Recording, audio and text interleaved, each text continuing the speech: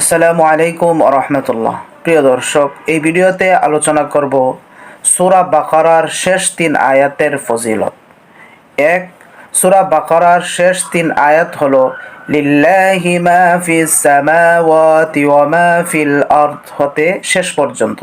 হযরত আবু মাসউদ রাদিয়াল্লাহু তাআলা আনহু হতে বর্ণিত, হযরত রাসূলুল্লাহ সাল্লাল্লাহু আলাইহি ওয়াসাল্লাম ইরশাদ করেন, যে ব্যক্তি রাতে এশারের নামাজের পর সূরা বাকারার শেষ 3 আয়াত পাঠ করে, উহা তার পক্ষে সারা রাত ইবাদতে কাটিয়ে দেওয়ার জন্য যথেষ্ট হয়ে যায়। সুবহানাল্লাহ। কেহ কেউ বলেছেন, এই হাদিসে যথেষ্ট হওয়ার অর্থ হলো ওই আয়াত 3টি পাঠ করলে যাবতীয় অকল্যাণের হাত হতে নাজাত লাভের জন্য যথেষ্ট হওয়া।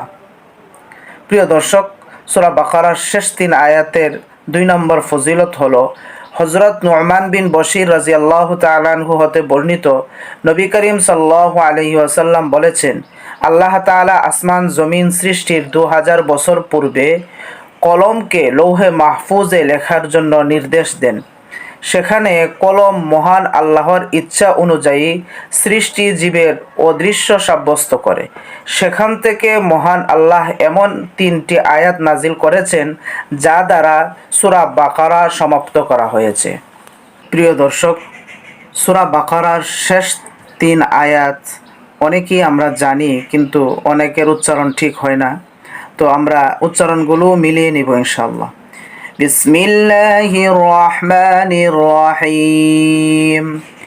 লিল্লাহি মা ফিস সামাওয়াতি ওয়া মা ফিল আরদ ওয়া ইন তুবদু মা ফি আনফুসিকুম আও তুখফুহু ইউহাসিবকুম বিহিল্লাহ فيغفر لمن يشاء ويعذب من يشاء والله على كل شيء قدير.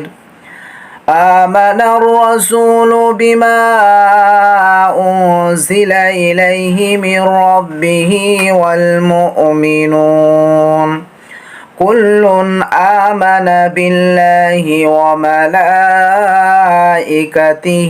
وكتبه ورسله لا نفرق بين أحد من رسله وقالوا سمعنا وأطعنا غفرانك ربنا وإليك المصير.